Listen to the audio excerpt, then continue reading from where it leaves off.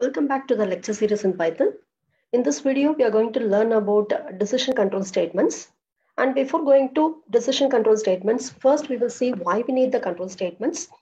In any programming language, when we write the program is going to have sequence of instructions which are executed one by one in the same order that is given in the program. Sometimes we may want to change the order of execution of the instructions. For that only, we generally use the control statements. And we can classify the control statements into two types. One is decision control statements, and the other is looping control statements. And in this video, we are going to focus on decision control statements. And these decision control statements generally decides the direction of flow of execution of our program.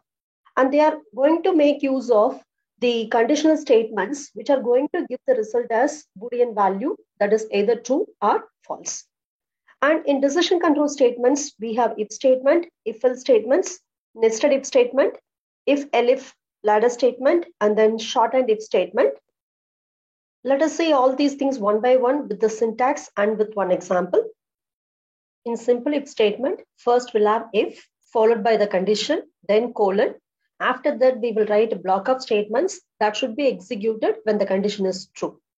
Then we will have another block of statement that can appear after this if statement. Now here, indentation is very, very important because in programming languages like C, C++, the block of statements will be enclosed within the curly brace. But here we are not going to use any curly brace to identify the block. Instead, we are going to use indentation to identify the block. So here, if you consider this sample, when the condition is true, the statement 1 will be executed. And after that, statement 2 will be executed even if the condition is false, because it is not part of the block. For indentation, we will use generally 4 spaces. Now let's see one example to understand the simple if statement.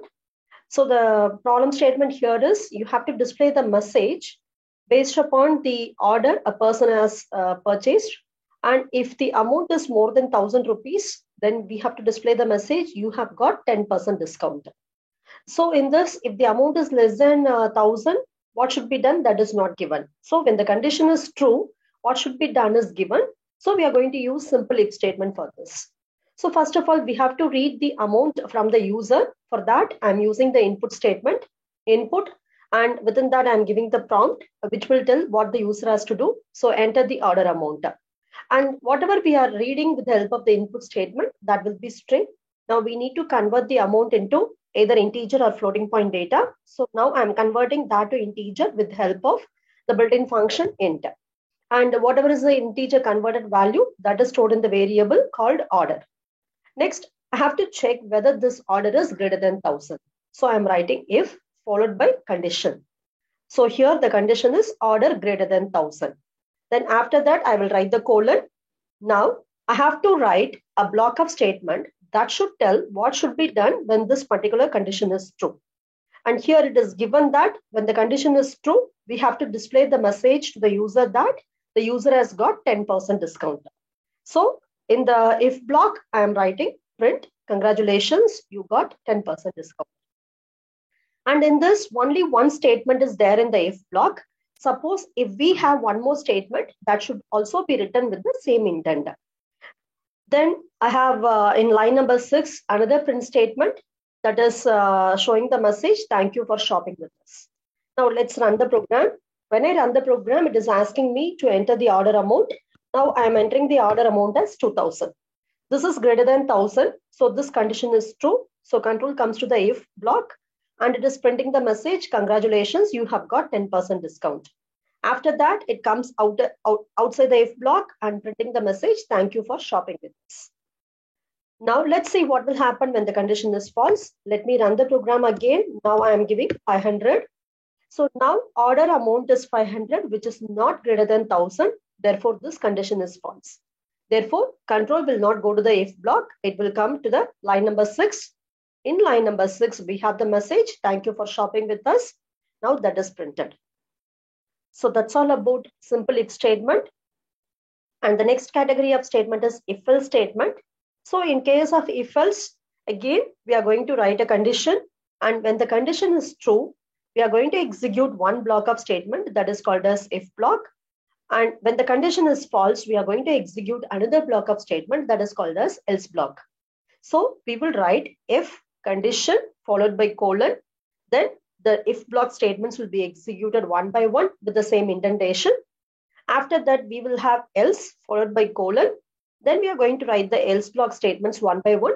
All will have the same indentation. And after that, if any code has to be executed, after this, we will write all those statements one by one. So that is statement 3. If you consider this, statement 3 will be executed for two cases. One case is for condition true, another for condition false. For both the cases, statement 3 will be executed. Now let's see one simple example. We are going to write a program to check if a particular number entered by the user is odd or even. Then we have to display the appropriate message to the user. So first we have to read the input from the user. So I have the input statement where I am getting the number from the user and I am converting that string into integer by means of the int function. Then it is stored in the variable num. Now our question is we have to check whether the number is odd or even.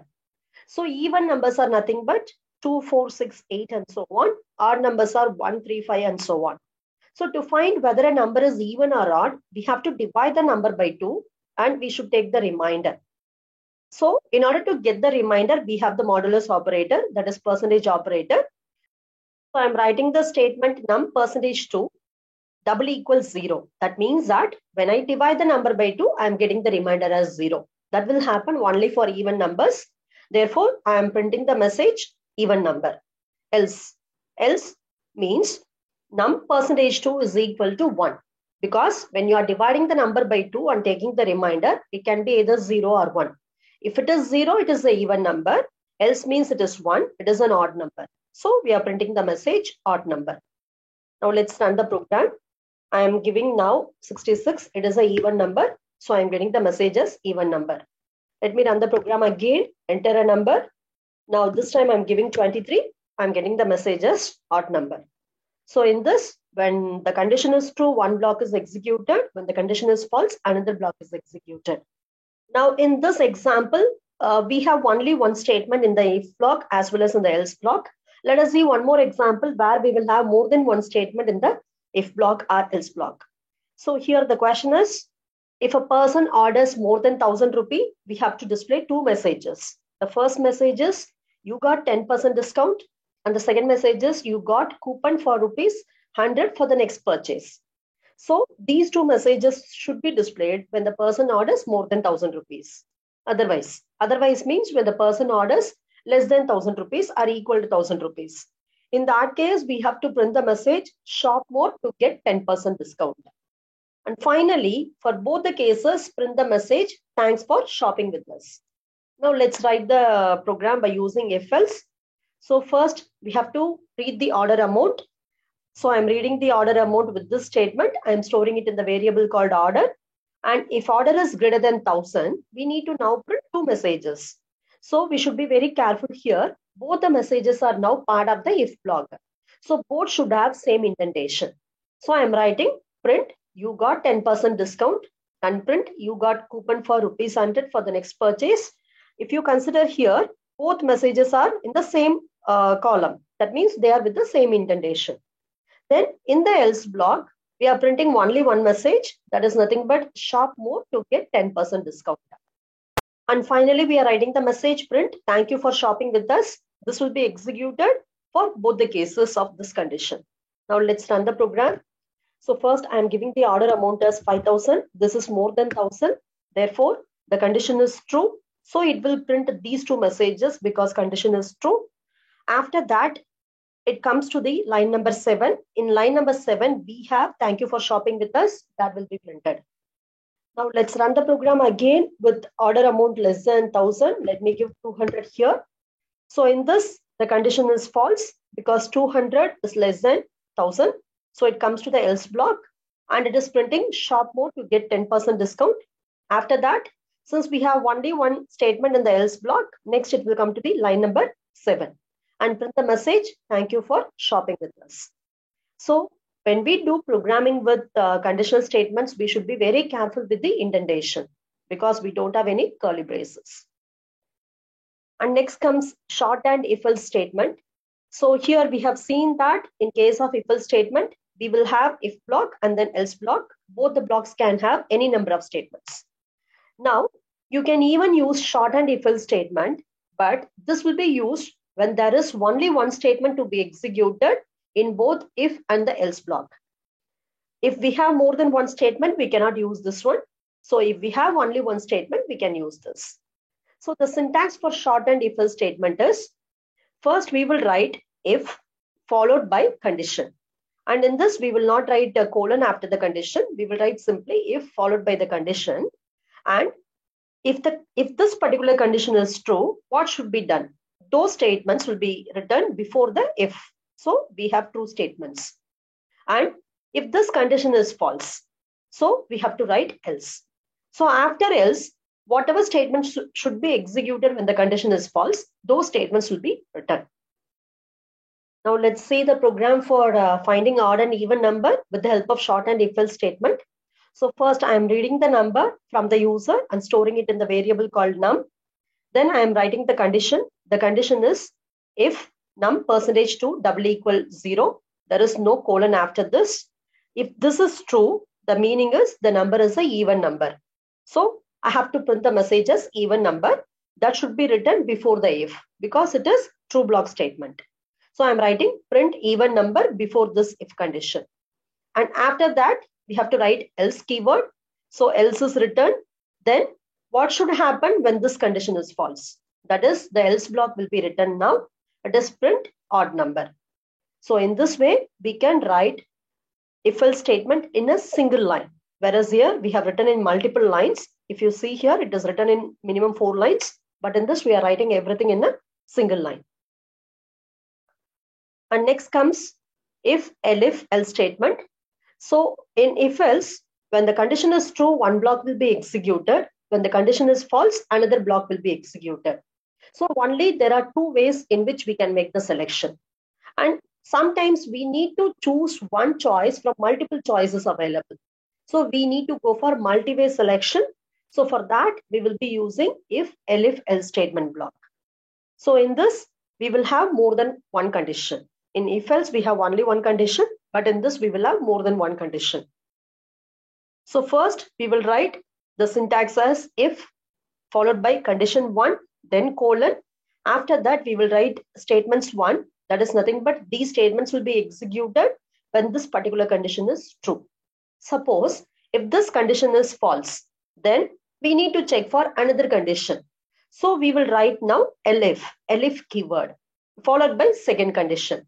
Again, after the condition, we will have colon. Then we will write the statements that should be executed when the condition 2 is true. Suppose if this condition is also false, if we have one more condition, then we will write elif condition 3 statements 3. Suppose if we have only 2 conditions, if both the conditions are over, then if we want to execute a default block is nothing but the else block will be executed when all the conditions are false.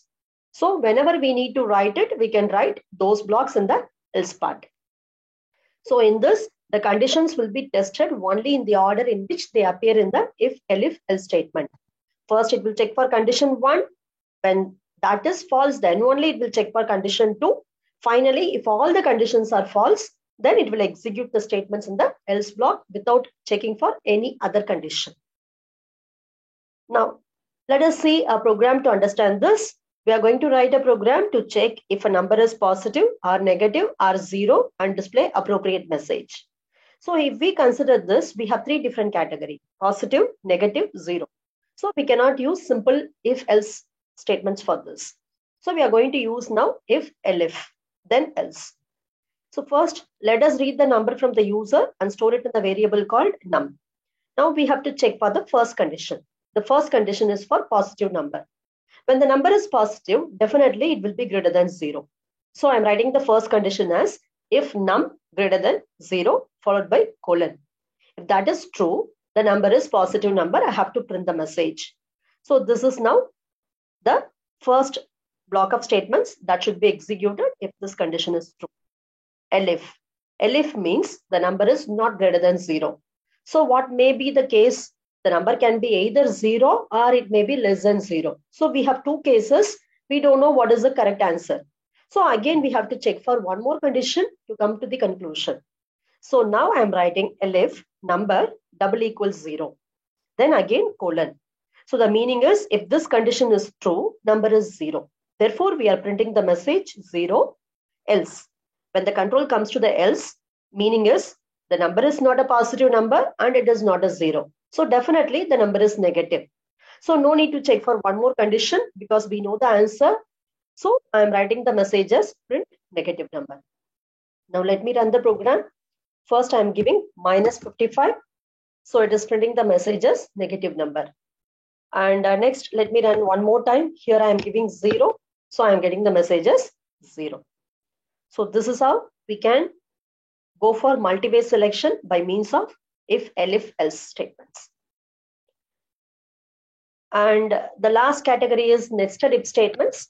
So nested if statement is nothing but if you have one if statement within another if statement, that is called as nested if statement. For example, within one if else statement, you can have another if else statement. It's not that you should have only if else within another if else. It can be even if elif ladder also you can have.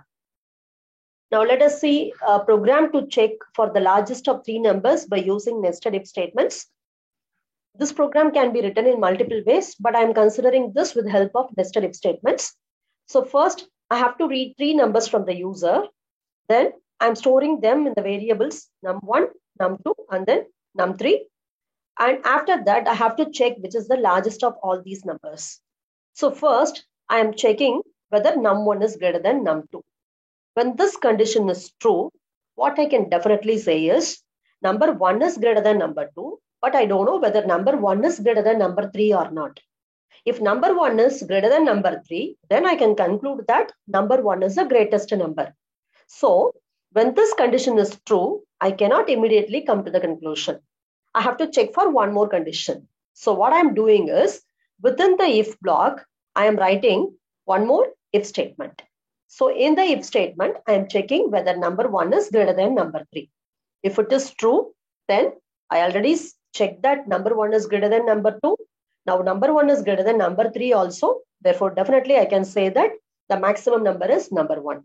So I am assigning max as num1. Variable is created to store the maximum number.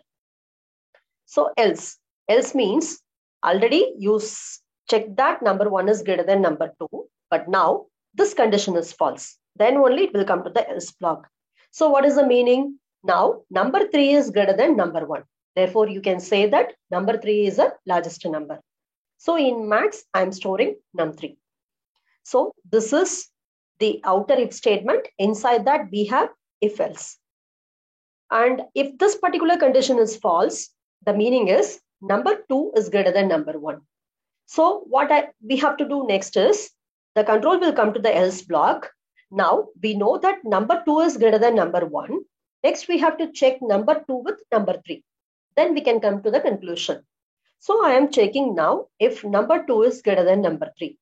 If this condition is true, then I can say that maximum number is number 2. So I am doing the assignment. Else, definitely I can say that number 3 is the maximum number. So number 3 is stored in max variable.